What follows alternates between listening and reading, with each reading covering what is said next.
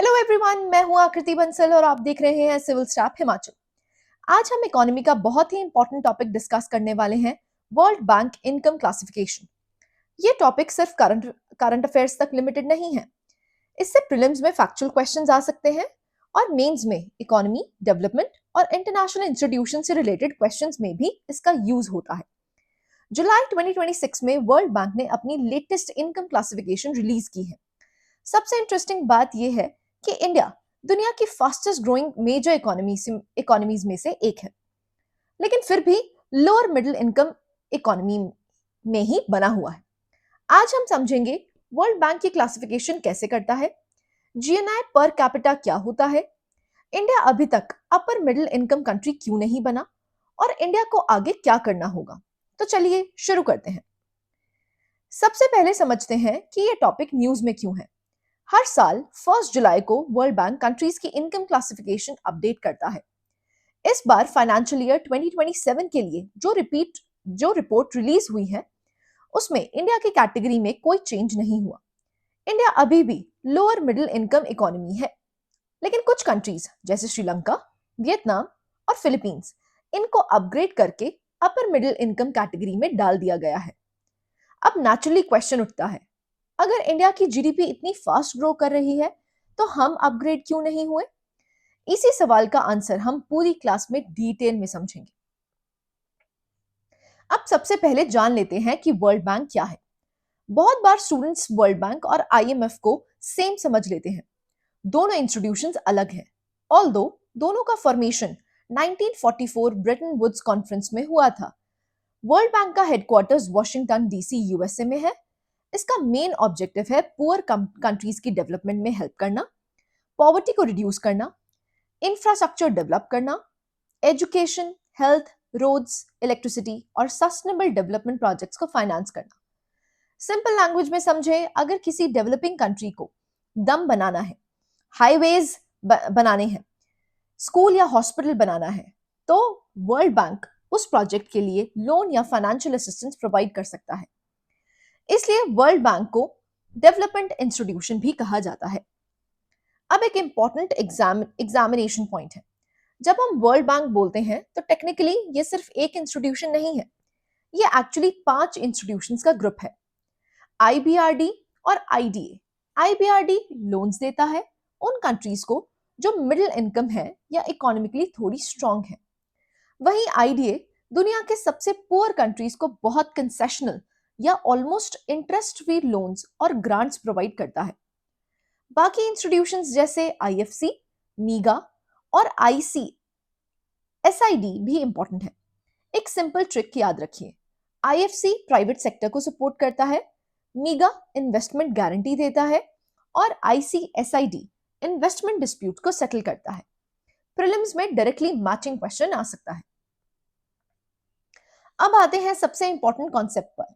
World bank countries को income के basis पर क्लासिफाई करता है। ये क्लासिफिकेशन हर साल 1 जुलाई को अपडेट होती है, लेकिन ध्यान रहे, वर्ल्ड बैंक जीडीपी यूज नहीं करता। ये यूज करता है जीएनआई पर कैपिटा, यानी एक कंट्री के रेजिडेंट्स की एवरेज एनुअल इनकम। इस क्लासिफिकेशन के 3 मेजर ऑब्जेक्टिव्स होते हैं। पहला, डिफरेंट कंट्रीज को कंपेयर करना इजी हो जाता है। दूसरा, किस कंट्री को किस टाइप का लोन मिलेगा ये डिसाइड होता है। और तीसरा, इंटरनेशनल ऑर्गेनाइजेशंस और डोनर कंट्रीज डेवलपमेंट पॉलिसीज बनाने में इस डेटा का यूज करती हैं। तो अब अगला इंपॉर्टेंट क्वेश्चन ये है, आखिर जीएनआई पर कैपिटा होता क्या है? इसी को हम नेक्स्ट स्लाइड में डिटेल में समझेंगे। अब सबसे पहले देखते हैं कि वर्ल्ड बैंक कंट्रीज को कितनी कैटेगरीज में डिवाइड करता है। वर्ल्ड बैंक हर कंट्री को 4 इनकम ग्रुप्स में क्लासिफाई करता है। ये क्लासिफिकेशन जीएनआई पर कैपिटा के बेसिस पर होती है। कैटेगरीज है लो इनकम, इसमें वो कंट्रीज आती हैं जहां एवरेज इनकम सबसे कम होती है। सेकंड है लोअर मिडिल इनकम, और इसी कैटेगरी में इंडिया भी आता है। थर्ड है अपर मिडिल इनकम, ये वो कंट्रीज हैं जिन्होंने डेवलपमेंट के नेक्स्ट लेवल अचीव कर लिया है, जैसे वियतनाम और फिलीपींस, जिन्हें इस साल अपग्रेड किया गया है। और सबसे लास्ट हाई इनकम कंट्रीज जैसे यूएसए, जर्मनी, जापान, ऑस्ट्रेलिया और कनाडा। यहाँ एक इंपॉर्टेंट बात याद रखिए, ये इनकम लिमिट्स परमानेंट नहीं होती। हर साल वर्ल्ड बैंक इन्फ्लेशन और ग्लोबल इकोनॉमिक चेंजेस को देखते हुए इस थ्रेशोल्ड को रिवाइज करता है। इसलिए प्रीलिम्स में एग्जैक्ट फिगर्स रटने की जरूरत नहीं है, कॉन्सेप्ट समझना ज्यादा इंपॉर्टेंट है। अब बात करते हैं इंडिया की जीएनआई पर कैपिटा ऑलमोस्ट लगभग 2760 यूएस डॉलर्स है। इसी वजह से इंडिया अभी भी लोअर मिडिल इनकम इकोनॉमी है। अब स्टूडेंट्स के माइंड में एक कॉमन डाउट आता है, इंडिया तो दुनिया की फोर्थ लार्जेस्ट इकोनॉमी बन चुकी है, फिर भी हम लोअर मिडिल इनकम कंट्री कैसे हैं? आंसर बहुत सिंपल है। वर्ल्ड बैंक टोटल जीडीपी नहीं देखता, वो देखता है एवरेज इनकम पर पर्सन। इंडिया की इकोनॉमी बहुत बड़ी है, लेकिन पॉपुलेशन भी दुनिया में सबसे ज्यादा है। जब इतनी बड़ी इनकम को एक, एक, 140 करोड़ से ज्यादा लोगों में डिवाइड करते हैं, तो एवरेज इनकम काफी कम रह जाती है। इसी वजह से इंडिया अभी भी लोअर मिडिल इनकम कैटेगरी में है। ये पॉइंट्स मेंस में भी यूजफुल है। अब देखते हैं इस साल किन कंट्रीज को अपग्रेड किया गया। सबसे ज्यादा डिस्कशन में आ रहा है श्रीलंका, वियतनाम और फिलीपींस। अब क्वेश्चन है, इन्होंने ऐसा क्या किया कि ये जो अपर मिडिल इनकम कैटेगरी में पहुंच गए? हर कंट्री की स्टोरी अलग है। वियतनाम ने मैन्युफैक्चरिंग और एक्सपोर्ट्स पर बहुत फोकस किया, फॉरेन कंपनीज को अट्रैक्ट किया। इसका रिजल्ट हुआ एम्प्लॉयमेंट भी बढ़ी, इनकम भी बढ़ी और जीएनआई पर कैपिटा भी इंप्रूव हुआ। फिलीपींस ने भी एक्सपोर्ट्स और सर्विसेज सेक्टर में काफी अच्छा परफॉर्म किया। श्रीलंका की स्टोरी थोड़ी डिफरेंट है। 2022 के इकोनॉमिक क्राइसिस के बाद उनसे रिफॉर्म्स किए, फिस्कल डिसिप्लिन इंप्रूव की, टूरिज्म रिकवर हुआ और इकोनॉमी धीरे धीरे स्टेबल हुई। यहाँ एक इंपॉर्टेंट लेसन है, इनकम क्लासिफिकेशन सिर्फ जीडीपी ग्रोथ से डिसाइड नहीं होती, लॉन्ग टर्म स्ट्रक्चरल रिफॉर्म्स भी इक्वली इंपॉर्टेंट होते हैं। अब आते हैं सबसे इंपॉर्टेंट कॉन्सेप्ट पर। जीएनआई का फुल फॉर्म है gross national income. Simple language में समझो, एक साल में किसी देश के लोगों ने टोटल कितनी इनकम अर्न की, चाहे वो इनकम इंडिया के अंदर अर्न हुई हो या किसी दूसरे देश से आई हो, दोनों को मिलाकर जीएनआई बनता है। एग्जाम्पल से समझते हैं। मान लीजिए एक इंडियन इंजीनियर दुबई में काम करता है, उसकी सैलरी इंडिया की जीडीपी का पार्ट नहीं होगी, लेकिन इंडिया के जीएनआई में इंक्लूड होगी। क्यों? क्योंकि इनकम इंडियन रेजिडेंट की है। इसी तरह अगर कोई फॉरेन कंपनी इंडिया में प्रॉफिट कमाती है और वो प्रॉफिट अपने कंट्री भेज देती है, तो वो इंडिया के जीएनआई का पार्ट नहीं बनेगा। एक लाइन में याद रखिए, जीडीपी प्रोडक्शन को मेजर करता है और जीएनआई इनकम को मेजर करता है। ये डिफरेंस एग्जामिनेशन का फेवरेट कॉन्सेप्ट है। GDP versus GNI. नाउ अब जीडीपी और जीएनआई के हम की डिफरेंसेस समझते हैं। सपोज सैमसंग इंडिया में मोबाइल फोन्स मैन्युफैक्चर करता है। ये प्रोडक्शन इंडिया के अंदर हुई है, इसलिए ये इंडिया की जीडीपी में काउंट होगी। लेकिन अगर उस प्रॉफिट का कुछ हिस्सा साउथ कोरिया भेज दिया जाता है, तो वो इंडिया के जीएनआई में इंक्लूड नहीं होगा। अब दूसरा एग्जाम्पल, एक इंडियन सॉफ्टवेयर इंजीनियर अमेरिका में काम करता है और सैलरी अर्न करता है। ये प्रोडक्शन अमेरिका में हुआ है, इसलिए इंडिया की जीडीपी में काउंट नहीं होगा। लेकिन क्योंकि इनकम इंडियन रेजिडेंट की ने अर्न की है, ये इंडिया के जीएनआई में इंक्लूड होगा। तो एक शॉर्टकट याद रखिए, जीडीपी लोकेशन बेस्ड है, यानी प्रोडक्शन कहाँ हुआ है, और जीएनआई ओनरशिप या रेजिडेंट बेस है, यानी इनकम किसने अर्न की है। बस इतना डिफरेंस याद रख लेंगे तो प्रीलिम्स का क्वेश्चन आसानी से सॉल्व हो जाएगा। अब तक हमने जीएनआई समझ लिया था, लेकिन वर्ल्ड बैंक सिर्फ जीएनआई नहीं देखता, वो देखता है जीएनआई पर कैपिटा। ना अगर हम पर कैपिटा की बात करते हैं तो उसका क्या मतलब है? सिंपल लैंग्वेज में पर पर्सन, यानी अगर किसी देश की टोटल इनकम को उस देश की टोटल पॉपुलेशन से डिवाइड कर दिया जाए, तो जो एवरेज इनकम निकलेगा उसे कहते हैं जीएनआई पर कैपिटा। फॉर्मूला बहुत सिंपल है, GNI per capita is equal to total GNI divided by the total population.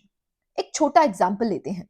मान लीजिए किसी कंट्री की टोटल इनकम है $100 लाख और पॉपुलेशन है 10 लाख लोग, तो एवरेज इनकम कितनी हुई? $10 पर पर्सन। बिल्कुल सही।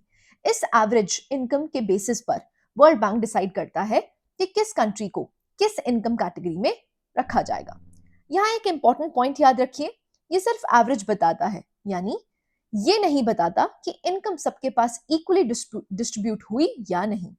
इसलिए कभी कभी किसी कंट्री का जीएनआई पर कैपिटा अच्छा होता है, लेकिन उस कंट्री में इनइक्वालिटी बहुत ज्यादा होती है। तो ये पॉइंट्स मेंस में लिखने लायक है। अब एक इंटरेस्टिंग क्वेश्चन, इंडिया की इनकम रुपीज में होती है, वियतनाम की डोंग में, जापान की येन में, यूरोप की यूरो में, तो वर्ल्ड बैंक सबको कंपेयर कैसे करता है? क्या वो सिर्फ उस दिन के एक्सचेंज रेट से कन्वर्ट कर देता है? आंसर है नहीं। वर्ल्ड बैंक एक स्पेशल मेथड यूज करता है जिसे कहते हैं एटलस मेथड। एटलस मेथड क्या करता है? ये एक साल का एक्सचेंज रेट यूज नहीं करता, ये 3 साल का एवरेज एक्सचेंज रेट यूज करता है। और सिर्फ एक्सचेंज रेट ही नहीं, इन्फ्लेशन को भी एडजस्ट करता है। इसका ऑब्जेक्टिव है एक कंट्री की इनकम को फेयर और स्टेबल वे में कंपेयर करना। ये बहुत इंपॉर्टेंट कॉन्सेप्ट है, एग्जामिनेशन ने पहले भी एटलस मेथड पर क्वेश्चन पूछा है। अब सवाल उठता है, अगर मार्केट एक्सचेंज रेट अवेलेबल है तो एटलस मेथड की जरूरत क्या है? इसका आंसर एक सिंपल एग्जांपल में समझते हैं। मान लीजिए किसी कंट्री में वॉर हो गया, या पॉलिटिकल इंस्टेबिलिटी आ गई, या इन्वेस्टर्स ने पैसा बाहर निकालना शुरू कर दिया। रिजल्ट, उस कंट्री की करेंसी अचानक बहुत गिर गई। अगर वर्ल्ड बैंक सिर्फ उस दिन का एक्सचेंज रेट यूज करे तो उस कंट्री की इनकम पेपर पर बहुत कम दिखने लगेगी। लेकिन क्या लोग एक दिन में इतने गरीब हो गए? बिल्कुल नहीं। ये सिर्फ करेंसी का टेम्पररी इफेक्ट है। इसी प्रॉब्लम को अवॉइड करने के लिए world bank Atlas method use करता है। ये शॉर्ट टर्म फ्लक्चुएशंस को इग्नोर करके लॉन्ग टर्म पिक्चर दिखाता है, इसलिए इनकम क्लासिफिकेशन ज्यादा फेयर और रिलायबल होती है। अब एक और टेक्निकल टर्म आती है, एसडीआर डिफ्लेटर। नाम थोड़ा डिफिकल्ट लगता है, लेकिन कॉन्सेप्ट बहुत इजी है। हर साल world bank income thresholds change करता है। अब क्वेश्चन है, ये थ्रेशोल्ड डिसाइड कैसे होती हैं? इसके लिए वर्ल्ड बैंक यूज करता है एसडीआर डिफ्लेटर। ये बेसिकली ग्लोबल इन्फ्लेशन को मेजर करने का एक टूल है। अगर दुनिया भर में प्राइसेस बढ़ रही हैं, तो नेचुरली इनकम लिमिट्स भी रिवाइज करनी पड़ेंगी, वरना सिर्फ इन्फ्लेशन की वजह से कंट्रीज कैटेगरी चेंज कर लेंगे। इसलिए वर्ल्ड बैंक हर साल थ्रेशोल्ड्स को इन्फ्लेशन के अकॉर्डिंग एडजस्ट करता है। सिंपल लैंग्वेज में, एसडीआर डिफ्लेटर इंश्योर्स कि क्लासिफिकेशन फेयर रहे और सिर्फ इन्फ्लेशन की वजह से किसी कंट्री का स्टेटस ना बदले। बस इतना कॉन्सेप्ट याद रखिए and you will be able to solve the question. अब ये एसडीआर आखिर होता क्या है? एसडीआर का फुल फॉर्म है स्पेशल ड्रॉइंग राइट्स। इसको आईएमएफ यानी इंटरनेशनल मॉनेटरी फंड ने 1969 में इंट्रोड्यूस किया था। सबसे पहले एक मिथ क्लियर कर देते हैं, एसडीआर कोई करेंसी नहीं है। आप मार्केट में जाकर एसडीआर से शॉपिंग नहीं कर सकते। ये एक इंटरनेशनल रिजर्व एसेट है। कंट्रीज इसे अपने फॉरेन एक्सचेंज रिजर्व को सपोर्ट करने के लिए यूज करती हैं। अब एसडीआर की वैल्यू किस पर बेस्ड होती है? ये एक बास्केट ऑफ करेंसीज पर बेस्ड होती है। इस बास्केट में 5 मेजर करेंसीज होती हैं, US dollar, euro, Chinese renminbi, Japanese yen और ब्रिटिश पाउंड। एग्जाम ट्रिक है, अगर प्रीलिम्स में पूछा जाए एसडीआर किस इंस्टीट्यूशन ने क्रिएट किया, आंसर होगा आईएमएफ। और अगर पूछा जाए क्या एसडीआर एक इंटरनेशनल करेंसी है, आंसर होगा नो, ये एक रिजर्व एसेट है, करेंसी नहीं। ये डिफरेंस एग्जामिनेशन बार बार टेस्ट करता है। अब तक हमने ये समझ लिया कि वर्ल्ड बैंक कंट्रीज को क्लासिफाई कैसे करता है, लेकिन एक बहुत इंपॉर्टेंट क्वेश्चन है, आखिर इस क्लासिफिकेशन का फायदा क्या है? क्या ये सिर्फ एक रिपोर्ट है या इसका रियल वर्ल्ड में भी इंपैक्ट पड़ता है? आंसर है बहुत बड़ा इंपैक्ट पड़ता है। सबसे पहला इंपैक्ट आता है वर्ल्ड बैंक के लोन्स पर। हर कंट्री को सेम टर्म्स पर लोन नहीं मिलता। पुअर कंट्रीज को ज्यादा कंसेशनल लोन्स मिलते हैं, यानी कम इंटरेस्ट और रीपेमेंट के लिए ज्यादा टाइम मिलता है, जबकि कंपैरेटिवली रिच कंट्रीज को मार्केट बेस्ड इंटरेस्ट रेट्स पर लोन मिलता है। दूसरा इंपैक्ट पड़ता है फॉरेन इन्वेस्टर्स पर। जब कोई इन्वेस्टर किसी कंट्री में इन्वेस्ट करने का प्लान बनाता है, तो वो उस कंट्री की इनकम लेवल भी देखता है। Higher income category generally better purchasing power और स्टेबल इकोनॉमी को इंडिकेट करता है। तीसरा इंपैक्ट पड़ता है इंटरनेशनल एड पर। बहुत सारे डोनर कंट्रीज और इंटरनेशनल ऑर्गेनाइजेशंस इसी क्लासिफिकेशन के बेसिस पर डिसाइड करते हैं कि किस कंट्री को कितनी डेवलपमेंटल असिस्टेंस देनी है।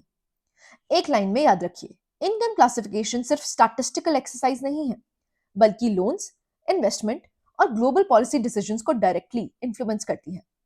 ये लाइन आप आंसर्स, मेंस आंसर्स में भी लिख सकते हैं। अब एक बहुत ही फेवरेट टॉपिक, आईडीए और आईबीआरडी में डिफरेंस। सबसे पहले याद रखिए, दोनों वर्ल्ड बैंक ग्रुप का पार्ट है, लेकिन इनका टारगेट अलग है। पहले बात करते हैं आईडीए की। आईडीए का फुल फॉर्म है इंटरनेशनल डेवलपमेंट एसोसिएशन। ये दुनिया के सबसे पुअर कंट्रीज को हेल्प करता है। लोन्स कैसे देता है? बहुत कम इंटरेस्ट पर, कभी कभी जीरो इंटरेस्ट पर, और कई केसेस में ग्रांट्स भी प्रोवाइड करता है। अब आते हैं आईबीआरडी पर। आईबीआरडी का फुल फॉर्म है international bank for reconstruction and development. ये मिडिल इनकम और क्रेडिट वर्दी कंट्रीज को लोन देता है, लेकिन यहाँ लोन्स मार्केट बेस्ड टर्म्स पर होते हैं। इंटरेस्ट कंपैरेटिवली ज्यादा होता है। यहाँ एक सिंपल ट्रिक याद रखिए, IDA poor countries, IBRD developing और मिडिल इनकम कंट्रीज। अगर प्रीलिम्स में मैचिंग क्वेश्चन आए तो ये ट्रिक तुरंत याद कर लीजिएगा। अब एक इंटरेस्टिंग पॉइंट, क्या सिर्फ इनकम देखकर किसी कंट्री की डेवलपमेंट जज की जा सकती है? आंसर है बिल्कुल नहीं। सपोज दो कंट्रीज हैं, दोनों का जीएनआई पर कैपिटा सेम है, क्या इसका मतलब दोनों इक्वली डेवलप्ड है? जरूरी नहीं, क्योंकि डेवलपमेंट सिर्फ इनकम से डिसाइड नहीं होती। इन्वेस्टर्स और इंटरनेशनल कंपनीज और भी बहुत सारी चीजें देखती हैं, जैसे इंफ्रास्ट्रक्चर कैसा है, roads, ports, electricity, internet connectivity, judicial system efficient है या नहीं, बिजनेस शुरू करना इजी है या डिफिकल्ट, टैक्स पॉलिसी स्टेबल है या फ्रीक्वेंटली चेंज होती है, पॉलिटिकल स्टेबिलिटी कैसी है। यानी इनकम क्लासिफिकेशन एक इंडिकेटर जरूर है, लेकिन कंप्लीट पिक्चर नहीं बताता। ये पॉइंट मेंस में लिखने से आंसर की क्वालिटी इंप्रूव हो जाएगी। अब आते हैं लेक्चर के सबसे इंपॉर्टेंट क्वेश्चन पर, इंडिया अभी तक लोअर मिडिल इनकम कंट्री क्यों है? सबसे पहला रीजन है पॉपुलेशन। इंडिया की इकोनॉमी बहुत बड़ी है, हम दुनिया की टॉप इकोनॉमीज में से हैं। लेकिन एक और फैक्ट याद रखिए, इंडिया की पॉपुलेशन भी दुनिया में सबसे ज्यादा है। अब एक सिंपल एग्जांपल लेते हैं। मान लीजिए मेरे पास 100 चॉकलेट्स हैं और उन्हें 5 लोगों में बांटना है। हर पर्सन को कितनी चॉकलेट्स मिलेंगी? 20। अब वही 100 चॉकलेट्स अगर मुझे 20 लोगों में बांटनी पड़ जाए तो हर पर्सन को सिर्फ 5 चॉकलेट्स मिलेंगी। टोटल चॉकलेट सेम है, लेकिन एवरेज कम हो गया। एग्जैक्टली यही इंडिया के साथ होता है। हमारी जीडीपी बहुत बड़ी है, लेकिन जब उस इनकम को 140 करोड़ से ज्यादा लोगों में डिवाइड करते हैं तो एवरेज इनकम काफी कम रह जाती है। इसी वजह से GNI per capita slow pace से इंक्रीज होता है, और इसी वजह से इंडिया अभी भी लोअर मिडिल इनकम कैटेगरी में है। India's challenge is not low GDP, but low GDP and GNI per person. ये मेंस में बहुत स्ट्रॉन्ग स्टेटमेंट है। पॉपुलेशन के अलावा दूसरा बड़ा रीजन है रीजनल इनइक्वालिटी। इंडिया एक बहुत डाइवर्स कंट्री है। हर स्टेट की इकोनॉमिक परफॉर्मेंस सेम नहीं है। कुछ स्टेट्स जैसे तमिलनाडु, महाराष्ट्र, गुजरात, कर्नाटका, इन स्टेट्स में इंडस्ट्रीज भी ज्यादा हैं, सर्विस सेक्टर भी स्ट्रांग है, एम्प्लॉयमेंट अपॉर्चुनिटीज भी बेटर हैं। लेकिन दूसरी तरफ कुछ स्टेट्स हैं, बिहार, उत्तर प्रदेश, झारखंड, जहां पर कैपिटा इनकम कंपैरेटिवली कम है। अब जब पूरे इंडिया की एवरेज निकाली जाती है तो हाई इनकम और लो इनकम दोनों स्टेट्स को उस एवरेज को इफेक्ट करते हैं। Result, national GNI per capita उतनी फास्ट इंक्रीज नहीं कर पाती। इसलिए इकोनॉमिस्ट बार बार कहते हैं इंडिया को सिर्फ इकोनॉमिक ग्रोथ नहीं, बैलेंस रीजनल डेवलपमेंट भी चाहिए। अगर सिर्फ कुछ कंट्रीज ही ग्रो करेंगी और बाकी स्टेट्स पीछे रह जाएंगी तो इंडिया का एवरेज इंप्रूव होने में बहुत टाइम लगेगा। अब हम बात करते हैं एक और बहुत बड़े चैलेंज की, जो इंडिया की पर कैपिटा इनकम को अफेक्ट करता है, और वो है इनफॉर्मल इकोनॉमी। सबसे पहले समझते हैं कि इनफॉर्मल इकोनॉमी होती क्या है। इनफॉर्मल इकोनॉमी का मतलब है ऐसे जॉब्स या बिजनेसेस जो ऑफिशियली रजिस्टर्ड नहीं होते, जैसे एक छोटा kirana shop, street vendor, daily wage labourer, construction worker, या घर पर छोटा बिजनेस चलाने वाले लोग। इनमें से बहुत से लोगों के पास परमानेंट जॉब नहीं होती, सैलरी स्लिप नहीं होती, पीएफ या पेंशन नहीं होता, सोशल सिक्योरिटी नहीं होती। अब क्वेश्चन है, ये प्रॉब्लम क्यों है? क्योंकि इनफॉर्मल सेक्टर में प्रोडक्टिविटी जनरली कम होती है, वर्कर्स को ट्रेनिंग कम मिलती है, टेक्नोलॉजी का कम यूटिलाइजेशन होता है, और क्रेडिट फैसिलिटीज भी इजीली अवेलेबल नहीं होती। अब इससे रिजल्ट क्या होता है? इनकम भी कंपैरेटिवली कम रहती है, और जब करोड़ लोग लो प्रोडक्टिविटी जॉब्स में काम कर रहे हैं तो देश की एवरेज इनकम भी स्लो स्पीड से बढ़ती है। इसलिए गवर्नमेंट इनिशिएटिव्स जैसे जनधन योजना, उद्यम रजिस्ट्रेशन, जीएसटी, डिजिटल पेमेंट्स, ई श्रम पोर्टल, इनका ऑब्जेक्ट सिर्फ डिजिटाइजेशन नहीं है, बल्कि इनफॉर्मल वर्कर्स को फॉर्मल इकोनॉमी में लाना भी है। अब दूसरा चैलेंज देखते हैं। इंडिया की वर्कफोर्स का एक बहुत बड़ा हिस्सा अभी भी एग्रीकल्चर में एम्प्लॉयड है। यहाँ एक इंटरेस्टिंग कॉन्ट्रडिक्शन है। एग्रीकल्चर का जीडीपी कंट्रीब्यूशन लगभग 15 से 18% के आसपास है, लेकिन वर्कफोर्स का 40% से भी ज्यादा हिस्सा इसी सेक्टर में काम करता है। अब इसका मतलब क्या हुआ? बहुत सारे लोग एक ऐसे सेक्टर में काम कर रहे हैं जहां इनकम जनरेशन कंपैरेटिवली कम है, और इसी वजह से एवरेज प्रोडक्टिविटी भी कम रहती है। एक और प्रॉब्लम है, लैंड होल्डिंग्स कॉन्टिन्यूसली छोटी होती जा रही हैं। एक फैमिली में जमीन डिवाइड होते होते इतनी छोटी हो जाती है कि मैकेनाइजेशन डिफिकल्ट हो जाता है। फार्म इनकम भी लिमिटेड रह जाती है। इसलिए इकोनॉमिस्ट कहते हैं इंडिया को एग्रीकल्चर छोड़ना नहीं है, लेकिन एग्रीकल्चर से एक्सेस लेबर को ग्रेजुअली मैन्युफैक्चरिंग और सर्विसेज सेक्टर की तरफ शिफ्ट करना होगा। यही स्ट्रक्चरल ट्रांसफॉर्मेशन होता है। अब एक बहुत ही फेमस कॉन्सेप्ट, डिस्गाइज्ड अनएम्प्लॉयमेंट। नाम डिफिकल्ट लगता है, कॉन्सेप्ट बहुत इजी है। एग्जाम्पल से समझते हैं। मान लीजिए एक छोटे फार्म पर एक्चुअली 3 लोगों की जरूरत है, लेकिन वहां 7 लोग काम कर रहे हैं। अब अगर उनमें से 4 लोग फार्म छोड़ भी दें तो भी क्रॉप प्रोडक्शन में कोई फर्क नहीं पड़ेगा। क्यों? क्योंकि उन 4 लोगों का कंट्रीब्यूशन ऑलमोस्ट जीरो था। इसी सिचुएशन को देख कहते हैं डिस्गाइज्ड अनएम्प्लॉयमेंट, यानी लोग एम्प्लॉयड एम्प्लॉयड दिख रहे हैं, लेकिन उनकी मार्जिनल प्रोडक्टिविटी ऑलमोस्ट जीरो है। ये प्रॉब्लम इंडिया के एग्रीकल्चर सेक्टर में काफी कॉमन है, और इसी वजह से लेबर प्रोडक्टिविटी लो रहती है। इसका सोल्यूशन क्या है? Skill development, manufacturing jobs, MSME growth, urban employment opportunities, यानी लेबर को प्रोडक्टिव सेक्टर्स की तरफ शिफ्ट करना। अब थोड़ा हिस्ट्री देखते हैं। 1947 से लेकर 2008 तक India low income country category में था। उस time economy mainly agriculture based थी, इंडस्ट्रियलाइजेशन भी लिमिटेड था। 1991 के इकोनॉमिक रिफॉर्म्स के बाद इंडियन इकोनॉमी में मेजर चेंजेस आए। प्राइवेट सेक्टर ग्रो हुआ, सर्विस सेक्टर बूम में आया, और फॉरेन इन्वेस्टमेंट आई, और फाइनली 2009 में India lower middle income category में एंटर कर गया। ये एक इंपॉर्टेंट माइलस्टोन था, लेकिन उसके बाद से हम इसी कैटेगरी में हैं। अब गवर्नमेंट का लॉन्ग टर्म विजन है विकसित भारत 2047। इसका ऑब्जेक्टिव सिर्फ जीडीपी बढ़ाना नहीं है, बल्कि इंडिया को अपर मिडिल इनकम और इवेंचुअली हाई इनकम इकोनॉमी बनाना है। लेकिन उसके लिए स्ट्रक्चरल रिफॉर्म्स बहुत जरूरी होंगे। अब आते हैं एग्जामिनेशन के फेवरेट कॉन्सेप्ट पर, मिडिल इनकम ट्रैप। सबसे पहले समझते हैं इसका मतलब क्या है।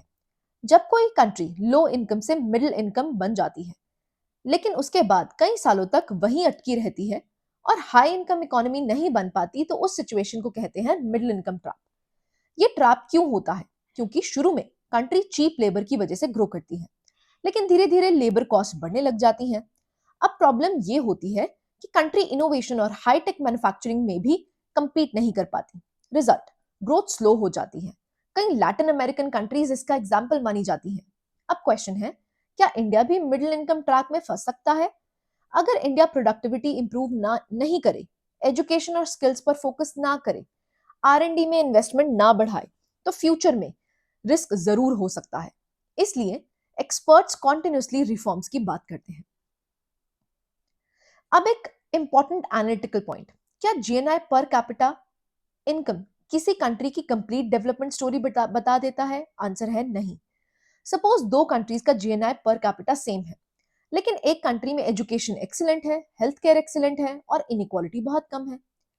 वहीं दूसरी कंट्री में एजुकेशन वीक है, हेल्थ केयर पुअर है और इनइक्वालिटी बहुत ज्यादा है।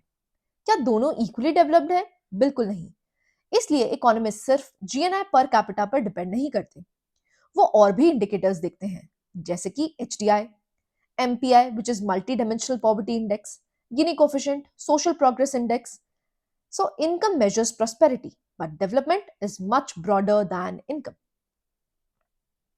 अब सबसे इंपॉर्टेंट क्वेश्चन, इंडिया को अपर मिडिल इनकम इकोनॉमी बनने के लिए क्या करना होगा? सबसे पहले इंडस्ट्रियलाइजेशन, मैन्युफैक्चरिंग को बूस्ट करना होगा, लेबर इंटेंसिव इंडस्ट्रीज को इंकरेज करना होगा। दूसरा है स्किल डेवलपमेंट, यूथ को फ्यूचर रेडी स्किल्स देनी होगी। सिर्फ डिग्री से काम नहीं चलेगा, एम्प्लॉयबिलिटी भी बढ़ानी होगी। तीसरा है रिसर्च एंड डेवलपमेंट, इनोवेशन के बिना हाई इनकम इकोनॉमी बनना डिफिकल्ट है, इसलिए आर&डी इन्वेस्टमेंट बढ़ानी होगी। चौथा है फॉर्मलाइजेशन।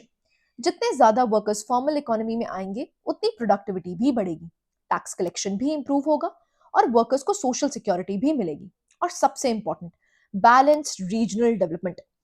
अगर सिर्फ कुछ स्टेट्स डेवलप करेंगे तो नेशनल एवरेज फास्ट इंप्रूव नहीं होगा, सभी स्टेट्स को साथ लेकर चलना होगा। तो दोस्तों, आज हमने सिर्फ एक रिपोर्ट नहीं पढ़ी, बल्कि इंडिया की डेवलपमेंट जर्नी को समझा है। हमने देखा वर्ल्ड बैंक कंट्रीज को क्लासिफाई कैसे करता है, जीएनआई पर कैपिटा क्या होती है, एटलस मेथड क्यों यूज होता है, India lower middle income category में क्यों है, और इंडिया को अपर मिडिल इनकम इकोनॉमी बनने के लिए क्या रिफॉर्म्स करने होंगे। ये टॉपिक सिर्फ इकोनॉमी का नहीं है, ये governance, international relations, social justice, essay और जीएस पेपर 3 सबसे कनेक्ट होता है। अगर आपको ये लेक्चर हेल्पफुल लगा हो तो इस वीडियो को अपने फ्रेंड्स के साथ जरूर शेयर करिए। सिविल स्टाफ हिमाचल को सब्सक्राइब करना मत भूलिए। मैं हूं आकृति बंसल, मिलते हैं नेक्स्ट वीडियो लेक्चर में। Thank you and happy learning.